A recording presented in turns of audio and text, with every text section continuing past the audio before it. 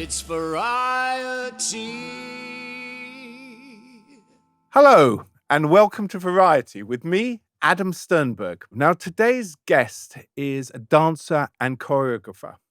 And if I was to outline his whole career, I would be here longer than the podcast itself. So there's almost nothing that this guest doesn't know about dance. I'm glad to introduce the one and only Mr. Antony Johns. Antony, lovely to see you. And you, Adam. Good. Let me start, if I may, at the very beginning. Where were you born? I was born in Portsmouth to a family of two sisters and a brother. And that's where the dancing started, because my sisters went dancing and I used to copy them like mad and drive my father and my brother mad. And then I had a bad car accident and I got knocked over. I had a fractured skull and I had these bandages and I went very shy. Well, you'd never shy. I went very shy. I can't look at that. And they thought if they sent me dancing, I would stop doing West Side Story around the house.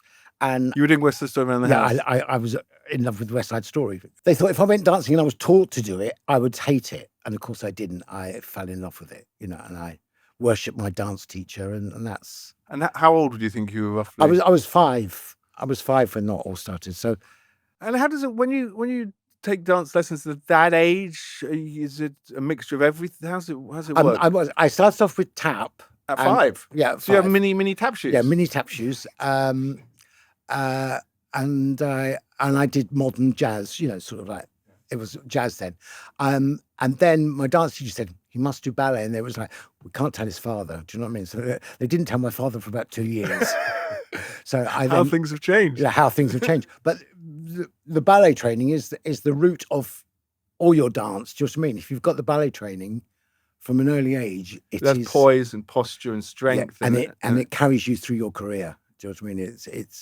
It's like the maths and English. Yes, of the dance. Of the dance. The ballet training your is foundation. Maybe at this point we can have a look at the first performance picture. I think it is. Yeah. Oh, yeah. That's yes. it. So yes. I think, May I say, Anthony, at this point you haven't changed a jot.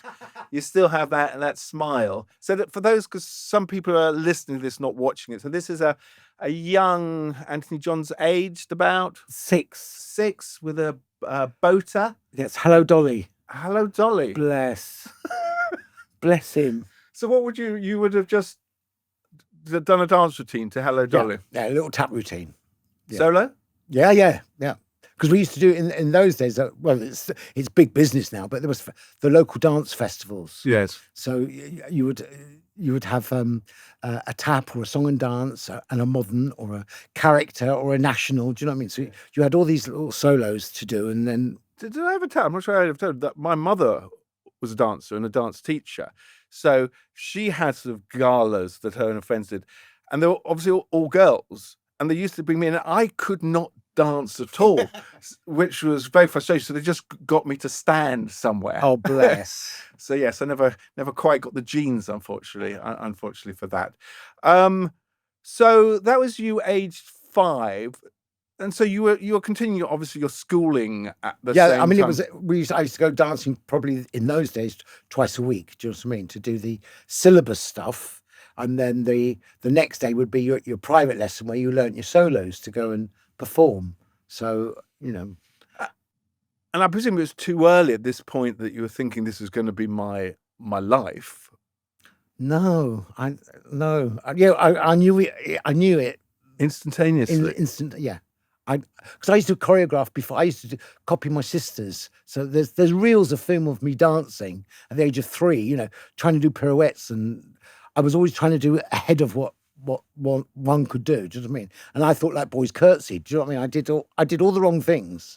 It was like, Why can't boys curtsy? I don't know. It's boys bow. Do you know what I mean? Well, that's only so it was something I knew I always wanted to do. And did you go and see shows at that age? Yeah, my mother and father were brilliant. We went to the theatre all the time. My mother loved theatre. I think she was a frustrated dancer, really. But they weren't performers themselves? No, not at all. I think my father should have been. What did he do? He was in the Navy, and then he worked for the local newspaper. later on, when he was 93, he said, "You know, I always wanted to be an actor," and I never heard him say that before. But yeah, so he was quite fun. It was So fun. what type of shows would you have gone to see?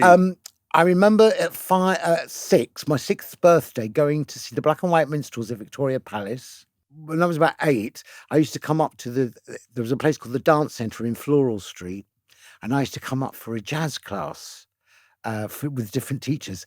That picture there was taken by a woman called Maureen, and she used to take photographs. My childhood is so well Documented. Yeah. because she took pictures of us children through all these festivals. And what used to happen is there used to be local heats in your local town, and then the finals were in London. So I became friends with all these schools from Liverpool, from Surrey, and and I'm still friends with them now. It's amazing, all 60 years ago. I'm still friendly with a lot of them. And then, anyway, Maureen took these pictures of us, and through the girls that she knew who were in shows, she knew John Bolter very well. So I then go to meet John Bolter, in Black and White Minstrels. So that was a big lavish show in those days. I mean, it was, and then I went and saw Carol Channing with 10 stout-hearted men at Drury Lane. Wow. I saw every musical going, which went over my head because I didn't really understand a lot of them. But you just love the showbiz element. And then from that, we used to then go. The next week, go to the ballet. So we used to sit right up in the gods, seeing every ballet going. So I was in love with Anthony Dowell and Antoinette Sibley, Rudolph Nureyev. I mean, it was you saw Rudolph Nureyev? Yeah, many a time. I mean, he was just sensational, just amazing. His power on stage was, in those days, they had presence. They had this amazing Star quality. Yeah. And so why do you think that doesn't exist so much now? Going to when I did Gypsy, our matron was Mrs. Langford, which was Bonnie Langford's mother. So you got into Gypsy, which obviously with Angela Lansbury, as I said, which is obviously not only one of the biggest musicals, but with her, sort of an iconic. Can we just have that picture? It's not a brilliant, it's quite an old picture, but it's sort of, so that's Angela at the back. Which one's you? Right next to Angela. Okay. And Bonnie in front of me. Bonnie Langford. Yeah. Helen Ray. Yeah. Stephen Proctor, and then West End Wendy Stan Fleet, who had done every musical going. I mean, he'd been in everything. So tell me how that came about, getting into... through doing these shows, this festival called The Sunshine. It was always done for the blind, and it was a big, All England it was called. And I won the cup of the year, where you had to do 2 dances, one classical and one modern theatre, whether it was a modern or a song and dance or something. Anyway, I won it. And in the audience was Jan Hunt and Lorna Dallas. And they said he should go to the audition for Gypsy. And literally I got in a taxi and went to the Piccadilly Theatre. And Bonnie had just done the year before Gone with the Wind, which was the biggest disaster ever. Bonnie Langford. Yeah. So she was like 6. So she was, I think she was 7 when she came to the Gypsy audition. And so we all met. We did this audition, which was, we just did our song and dances, and we learned a routine. And I... Did you sing then? Yeah. Sorry. I don't mean that. You sing now. I did. No, I don't sing now. It's not a pleasure for mankind. I didn't go to a stage school because most of the kids went to stage schools. So I had a clean license. And in those days... What does that mean? When you're a child performer, you have a license that you can only work so many days a year. Okay. So licenses in those days, if you were 13 and over, you could work 120 days. Under 13, you could only work 70 days. So I was lucky. I did a whole summer in Gypsy. So we opened on May the 29th, 1973. Well, date fixed in your mind. Always. And I celebrate it to this day because we had a after-show party, and it was a table this size full of strawberries at the White Elephant on the river. And that's where the party was. And it was my mother's birthday the next day, and I got this big bowl of strawberries. And so I've carried that on every year. For her birthday? Yeah. That's that. So wonderful. Yeah. And just tell me what it was like, the experience of performing in that. It was pretty amazing because I wasn't from the theatre school. So just remind, where was it on at? It was at the Piccadilly Theatre. Okay. Because I wasn't from a stage school, I went and lived with the family in Epsom, I used to get from Epsom to the Piccadilly Theatre on my own, get on the train, How old? 13, go into the West End, do the show, then 9:30 go home. Go back to By yourself? by myself. Age 13? Yeah. I mean, the stories I could tell you a 13-year-old in those days, because now that wouldn't be allowed. Do you know what I mean? It just wouldn't be allowed. But Mrs. Langford was our matron, or So that's chaperone. that was Bonnie's mum. mother. Yeah. And one of the very first things she used to do, she used to take us down half an hour before the show, the call, and we used to do a little warm-up, because she had a big dance school in Richmond. And she used to say, "What's up there?" And we used to go, "Upper circle, Mrs. Langford. What's that?" "That's the dress circle, Mrs. Langford." "What's that?" "That's the royal circle." "And what's that?" "The stalls, Mrs. Langford." "And what do we do?" And she used to say, and we used to go, "Sparkle, Mrs. Langford." But the one thing about that was she made us look. And I find today performers literally are there. And I'm like, I don't feel part of it. So you were taught to scan the audience to look. Scan the audience, take them all in. And that was a really important lesson that I hope I've always carried in my performance, that you bring everybody in. And as a dancer, if you were ever, a lot of dancing, we supported a star like Lansbury or Shirley Bassey. So our focus was to make them look the best they could look. So that's where you got a rapport with everyone. And I just find now everyone is so used to working with mirrors, and they just look at themselves, that so in the audience, you don't feel part of it. You're sitting in the stalls going, well, they're all working to the lighting box. And I went and saw old friends when it was here. Yep. And within 2 minutes, Bernadette Peters, Leah Salonga, and Bonnie, I was far too near the front for my liking, because I get a bit uncomfortable. But I felt part of it. They brought me in, and it was the old pros. Because they're old pros. Yeah, the young ones don't bring me in. And that should just be taught as you were taught. Yeah, Isn't that exactly. just why aren't they taught that? Because I think it's to do with mirrors. I mean, you were very lucky in those early days. If you had a mirror in a rehearsal room, it didn't happen. Didn't you? There was hard. So now everyone looks at themselves to see how they're performing. And you just focus on yourself. There used to be a place where, I mean, Cameron still uses it now. We used to call it Awful House in Kennington, where it was the rehearsal room we used to rehearse loads of shows. No mirrors, but you learn your routines much quicker, because you didn't have the mirror to. Because when you look in the mirror, you're very vain. Yes, and you're also distracted a bit. You're not. So you don't learn it, and that's what there's that lovely line in chorus time. They go, "Away from the mirrors." Yeah. As a dancer, for me, I don't need a mirror, because you should know your body so well, and you should know your line so well, that you don't need a mirror. Going back to Gypsy, so that was a summer. So that was a summer. Yeah. So I was there for a long time. Matinees and evening everything. Performances. Yeah. And the children are on stage quite a bit, from what I remember. You're on for the first 50 minutes, yeah.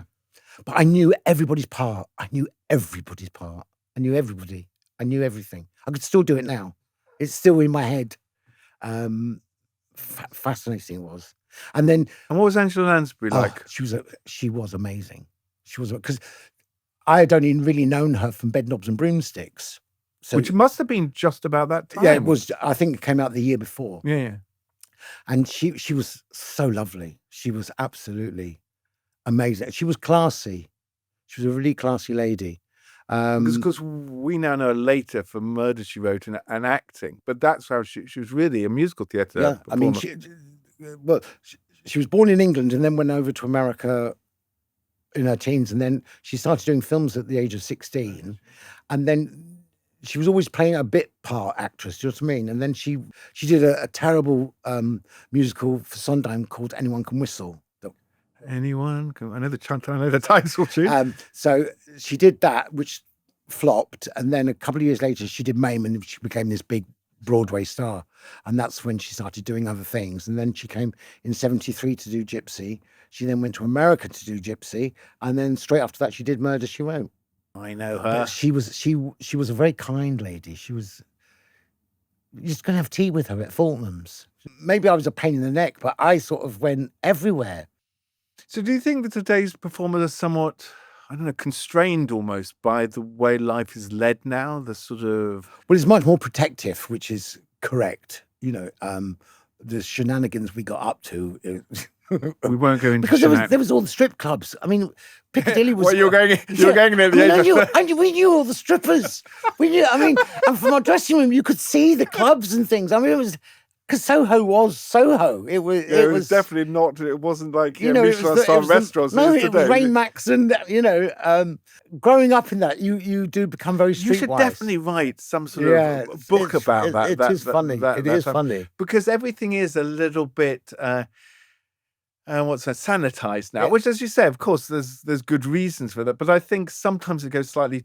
I think we've gone a little too far. Do you know what I mean? I mean, a certain amount of stuff you need to be pushed at, and you need to fight and know the bad side. You need to know it in order not to be. In order not to do it. In order not to do it. No, I think that's true. Can we just then move on from that to Bugsy, the film? There again, I did. Sorry, me, to the right of the priest with all the guck on. The one at the front. Yeah. Okay. So Bugsy again. I didn't go to a stage school, and Alan Parker went. He auditioned it mostly from all the American forces units throughout the country. Did he? There again, I was doing the All England, won the trophy. They went, Alan Parker's casting a film, you need to go. I went to one of the very last castings, and he went, "Where have you been?" Because they had already started filming and they were still looking for people. So I went in, and a week later I'm at Pinewood, and because I didn't live in London, because all the stage school kids were coached in, coached out, I stayed in the hotel with all the main characters. So I became sort of Antony in every scene, and, of course, which I loved. But that the custard pie thing, whatever. After 3 days, I can't look at cream trifle because it stunk. After 3 days, look, your paws were like, no, look at it. It was that Bird's Instant Whip. Such an iconic film, though, isn't it? It was great fun. It was great fun. And being at Pinewood was just like amazing. I mean, the first thing when I arrived at Pinewood was, the back lot was the child catcher's cage. Do you know what I mean? Which from Bang Bang. Bang. It was like, oh my God, this is the life. Do you know what I mean? How was Jodie Foster to work with? Be honest. She didn't get on with the girls. The girls didn't like her. She was a tomboy. I mean, because at the time she wasn't really well known. No, I know. Taxi Driver hadn't come out by then. I remember her getting the fire extinguisher out on the girls at a point, but yeah, it was fun. Well, how old was she at that point? She was only about 12. Well, exactly. Yeah. So yeah, her mum was this real Mama Rose. Do you know what I mean? She was this big, scary sort of. I think she was scary. And Scott Baio's father was. You would think he was in Succession. Do you know what I mean? He was a businessman. Scott Baio, I can't remind me because he was in Happy Days for years. Of course he was. Yes, and obviously a completely different experience from your day in day out performances in Gypsy. This was a different skill set. I mean, film, and it was just amazing. It was incredible. It was a great experience. Moving then on from that to the BBC and starting work in the young. How did that happen? So, always the hard thing though. After doing shows, going back to your normal life routine, that must be hard. And that must be hard for all performers, I suppose. It's really. It's like when a job finishes and you go, "What's in the diary for January?" Like end of pantomime for everybody is like, what? Because January is always not a good month. It's like, and it's that same feeling when you go back to school and you go back to normality. It's hard for a child. Really, you'd have to go. Sorry, and I hadn't asked you this. What happened to you? What happens to your education during this? When I did Gypsy, I went to the Epsom Boys' School during the day, and then did the shows, the matinees and things. Yeah. When I did Bugsy, we had a private tutor there. We messed around. We didn't. I think they're much stricter now. I'm sure they are. Yeah. So I went back to school and went on a real downer because it was like, I should be doing films, you know what I mean? And also you don't want to be bullied, so you don't want to talk about it either, do you know what I mean? So I was, because I went to a normal school and I still went to my dance classes in the evenings and things. Anyway, I then was invited to go to a college which was Lane Theatre Arts, which Betty Lane had just started. Now, because I was sort of a name in the syllabus work that we did, ISTD, I'd won the Janet Cram, and because I was a boy, I stood out a bit more than the girls. So it was quite good if she got me to go to her college. I went there, and it wasn't good for me at all because there was no other boys. She was just starting. So I needed to dance against another boy, for competition wise. Yeah. So I was disappointed when I got there because I was back to being the only boy in a girls' class again. Then 2 months later, there was an audition for the Young Generation, which was my dream to be in as a kid. I always watched the Saturday night BBC Just tell me what the Young programmes. Generation was again. It was 24 dancers, all individual, and the name's going to come up in a minute, but Dougie Squires was the creator of it. And what he did was he changed the face. I know Arlene Phillips says she did change the face of dancing on television, but it was actually Dougie in a strange way. Is that you'd only seen in the black and white minstrels, for example, Tiller girls, everyone the same, everyone uniformed. They were all 5'7". They were all tall, long-legged. All the boys were 5'10", tails. Yes. Where Dougie had a short person, me, a tall guy, a bigger girl, a small girl, a Chinese girl, a black boy. Do you know what I mean? And that was the Young Generation. And they sang, they danced. You had your favourites. And as I said before, if you were on television, there was only 3 stations. So if you were on television, the next day you were famous. So the Young Generation, like there was a guy with a beard, there was a guy who danced with glasses all his life. And it was like, how can you dance with glasses on? But Dougie went, that's you.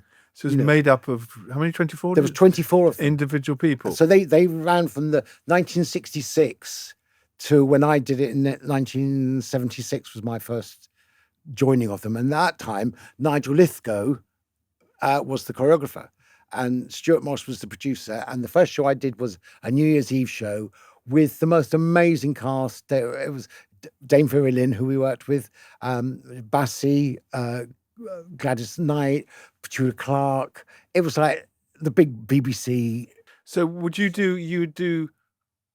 they do their number and you do a spot, or are you backing them? We either backed them and then we had our own spot. Do you know what I mean? So that we did that, and then we did a series with Vince Hill after that with the Nolans and Lena Zavaroni, and then I started working with Lena's act. So it all sort of went on from there. And then about 2 years of doing the Young Generation, and I looked like half the boys' sons because 16, I looked about 12. So you're only 16? I was only 16. Would that be allowed now or not? 16's okay? It probably is. It's probably allowed, but yeah, I got away with it. And then I thought I wanted to be an actor, so I went to Derby Playhouse and did Joseph and all that. Oh, you did serious stuff? Yeah, because I wanted to be an actor, I think. No, at the age of 8, I wanted to be a choreographer. That's why there's always a joke about that. I always said, "Oh, are you going to be a dancer?" No, I want to be a choreographer. I wanted to be. Could you Jerome spell it? Robbins. Could you spell I couldn't it? spell it. No, I still can't. I still have to double check it every time. Creating dance. I wanted to be Jerome Robbins. Oh yeah. Because there was a ballet that I loved till this day called Dancers at Gathering, and it was just dancers at the best of their peak when he did it in England. It was just it was Rudolph. It was Sibley, Dowell, Jennifer Penny. As a dancer, you can't just be a dancer. And I knew I hadn't got a talent as a singer. So I thought, well, if I go the acting way, I can get.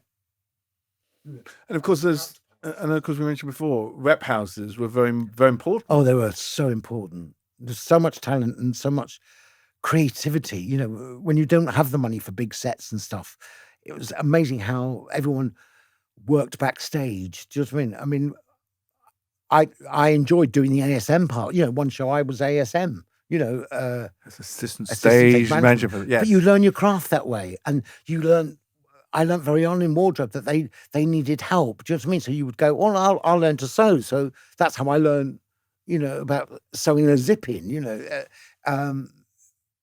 It was a background for everything. So yeah, so I did that, and then I did a film called Rock Solid.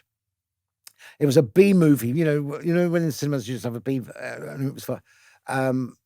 And I did that, and I met someone who said, "Oh, you should work for Dougie," and hence I then went to an audition for Trends. There was only like 2 dancers agencies at that time. Trends was one of them, and I went for this audition. Because they were doing a show in Hong Kong and in Cannes, and I thought, oh yeah, that sounds like me. And when I went to this audition, and Dougie went, "Yeah, so we'd like to offer you Bridlington," and I went, Bridlington, and he went, "Yeah." I went, and I'd been offered like BBC doing the Seaside Special.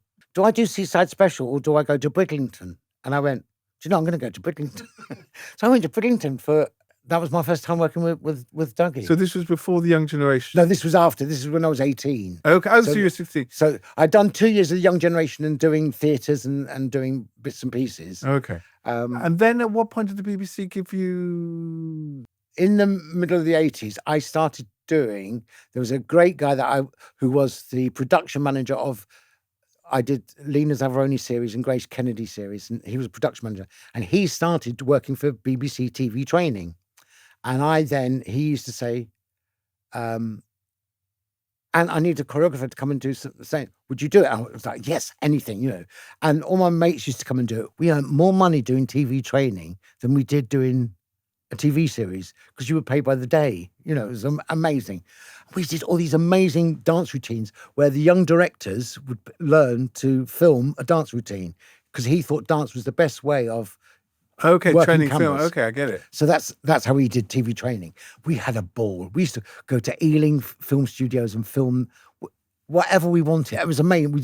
Gene Kelly was like my hero. So every week I was doing American in Paris, it was crazy, great fun.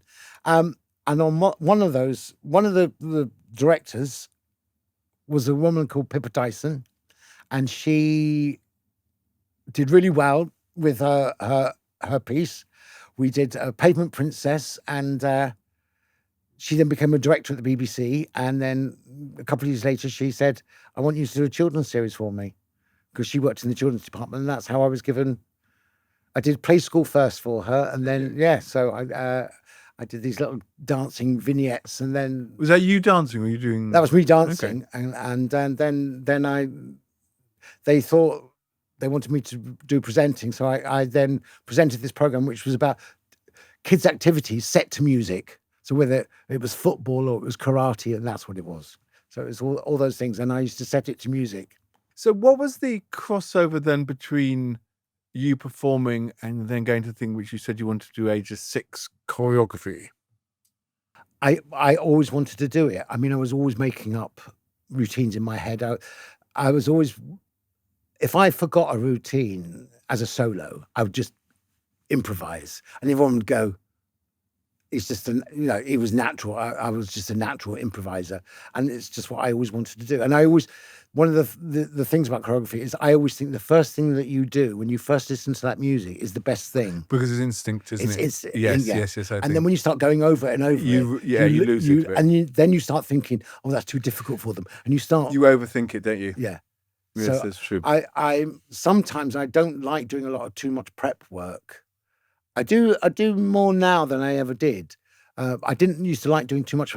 I didn't like knowing the music too well. So I mean, this is the obvious question.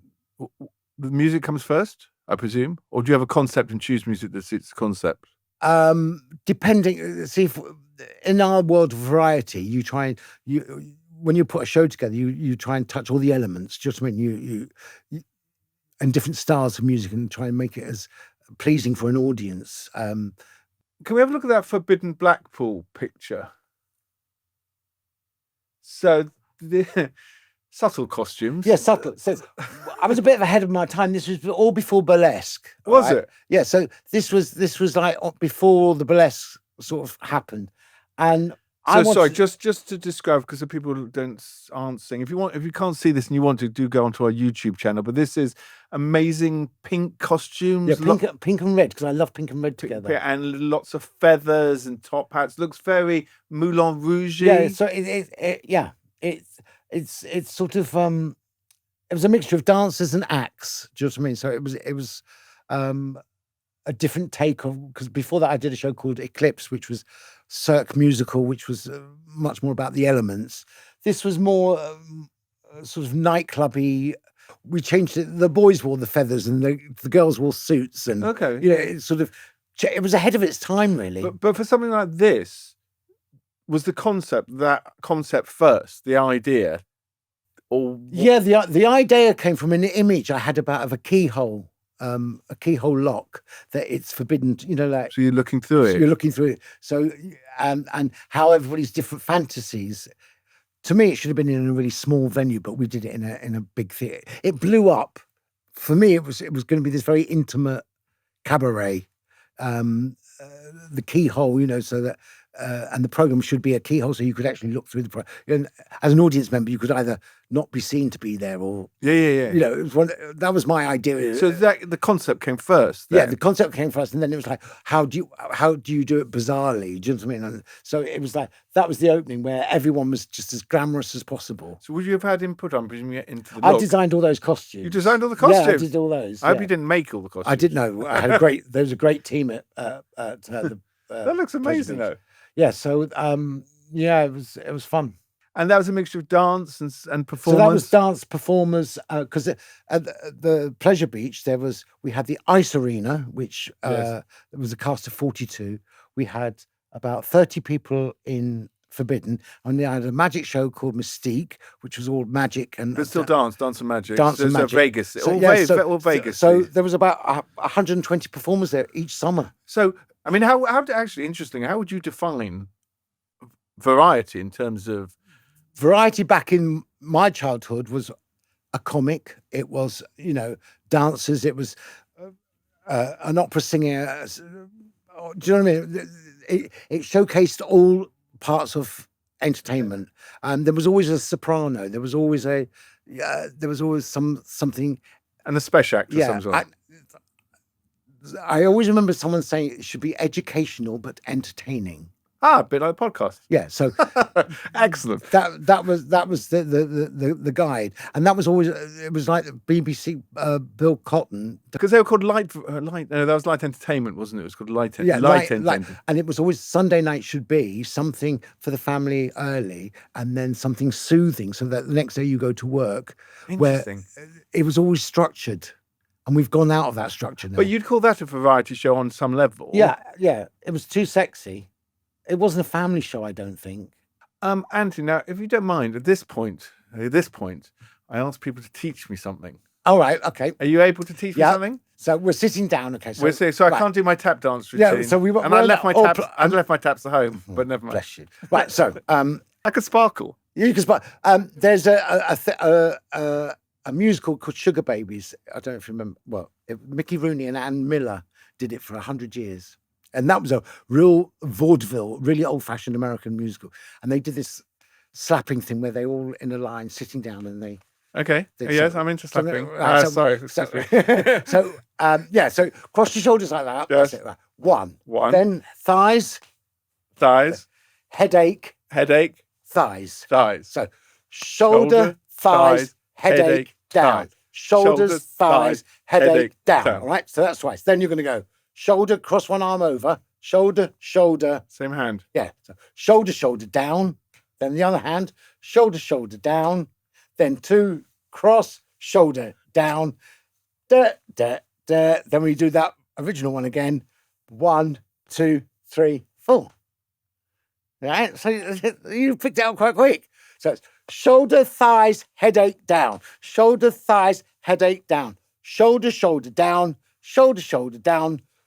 2 down, 2 down, shoulder down, up, down. And that's how it starts. And they did this in the armor. They do it all slapping. It's quite brilliant. It's quite brilliant. So you need a line of people sitting down. Okay, well, next time I have a line of people. Yeah. So if anyone wants to watch people doing this, is Sugar Babes. Is it on a film? It's been done in a film. Michael Barrymore pinched it for one of his shows, where they had like 24 dancers doing it, and it's brilliant because you're slapping, you know. Because it's also, there is that routine into producers, isn't it? When they do their clop song, Yeah, it's where like they that. whack Yeah, each other, it's like that. which is quite fun. Well, Yeah. thank you for that. Thank you. Yeah, so you've done your bit of exercise. I've done my today. bit of exercise for today. We've mentioned already on this podcast, but I thought we'd have a talk about Dougie, Right. Dougie Squires, who you were in relationship with for how many years? 43 years. 43 years. If you don't mind me asking, how old were you when? I was 18 when I met Dougie. Well, I was 17 and a half when I started working for him. And then it sort of developed into a relationship, which I've been very fortunate. It was 43 years of wonderfulness. And he passed 2 years ago, and it was, I can't tell you how amazing it was. I was very, very lucky. You were, because I mean, that's very unusual generally, but in the entertainment world, even more unusual. And you worked a lot with him with the royal family, didn't you? Yeah. I mean, in his later career, he mostly did all the royal pageants from the Queen's 40th right up to her 90th. Do you know what I mean? So, and then we got involved with horses and stuff like that. So, how did that happen? There was a great producer called Sir Michael Parker, who we did the very first show we did was the Queen's 40th at Earl's Court. It was a mammoth show. Amazing. I've never seen a show like it. The stage, for example, was the same stage size as Covent Garden. It used to be wheeled on. I mean, there was 2,000 horses in it. There was, it was just... Were you choreographing horses? Yeah, well, I have done. But we did musical. We did all the Queen's favourite things from Salad Days. That was her favourite musical. We're looking for a piano. Can I just say at this point, the only musical I've ever starred in was Salad Days. So yeah, we did a whole chunk of Salad Days. We did My Fair Lady. We did Michael was a genius man, and the floor was because he did all the artwork. That was the world, the Commonwealth, and we had all the kids from all the countries, and we did this big dance. I mean, it was that big. Dougie had us entering on bikes because that's how far we were. So you were a performer at that year? Yeah, I went back to dancing because that was the whole royal family were going to be there. It was like really exciting. And then in front of the stage was a passerella, for horse parades, the campus thing. We're all in Ascot thing, and all the Queen's horses, all our race horses came, jotting along like that. And then in the carriage was a woman, an actress called Evelyn Leigh. Dougie said to her, "So Evelyn, when you're in the box, just when I know how to wave," and Dougie said, "And you waved to this." She said, "I know, darling, I know." And then when she waved to us on stage and missed the royal family, so all they saw was the back of her head. So we giggled for that for hours because it was like she was playing it to us. It was an amazing show, amazing. I mean, it was great. So that was the first time I worked with Dougie and the royal. So if we just move forward then to the last time, which was, I presume, the Queen.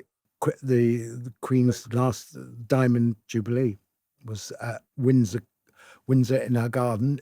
We did a big horse show with Helen Mirren and Tom Cruise, and it was amazing, absolutely amazing. Do you know he never shouted? He never ever shouted. I was the one who did all the shouting. When I was trying to get dancers together, I assisted him quite a lot. I was the one who used to shout, but Dougie never shouted. He was a gentleman right to the very end. And he had this clipboard that had everything on it. So as a dancer, everyone would like to look to see if their name was, what your notes were. Do you know what I mean? And I hate a clipboard. I loathe clipboards because there was always a big A and all the questions, all the things that I needed to do, or have I done this? Have I done that? So the clipboard is not my best friend. I think I know the answer to this question, but have you ever regretted the life you've chosen? You do it because you love it. It's a passion. It's your life. I was very fortunate. My parents supported me doing whatever the gift they gave to all of my brothers and sisters, because we're all on different areas, is that they gave us you can do what you want to do. That's a good gift. So, and confidence. The greatest definitely gift. So I've been very fortunate. I mean, there's sometimes I wish I hadn't gone commercially. I wish I'd gone more into the musical path. But the one thing that early on I learned about me was I didn't want to do a long run.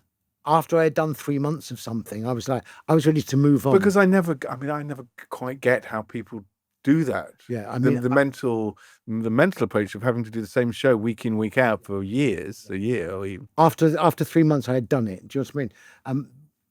What spoiled me was when I was 16 doing television shows. You learn fourth routines from the Monday to the Wednesday. Recorded it on Friday. Saturday you forgot it. You started the next show on the. Do you know what I mean? So your brain was always active. And working with Dougie, you learn even more routines. I mean, when you did a series for Dougie or any shows, you learned so many routines, but it kept you alive. So when you went to do something for a month, you were like, oh, this is painful. And I think in the 80s, dancers never used to have mortgages before that. It became like, I need to do this job for the mortgage. Do you know what I mean? Which is the wrong attitude for me. So you'd be in Cats, or you'd be in whatever for 2 years. For 2 years in order. I mean, someone was in it for like 17 years. They literally became a cat.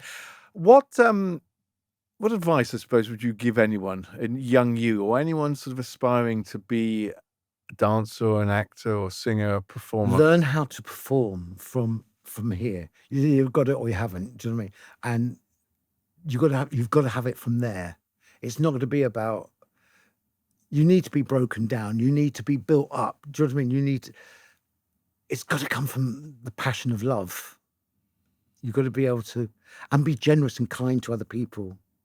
I mean, going on later in life is about 10 years ago, everyone was asking me to do a party, and I'm not a party person. And I said, okay, we'll do a reunion, but what we'll do is we'll get a warm up and we'll do an old routine, thinking 20 people would turn up, and 120 turned up. Was this your? And this is the generation dance. So tell me actually, because that's quite interesting.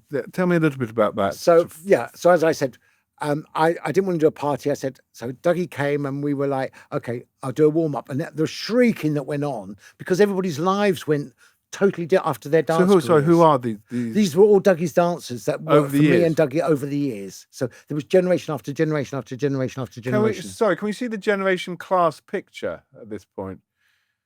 So that's you doing a class? Yes, that's doing a class. So we now meet once a month.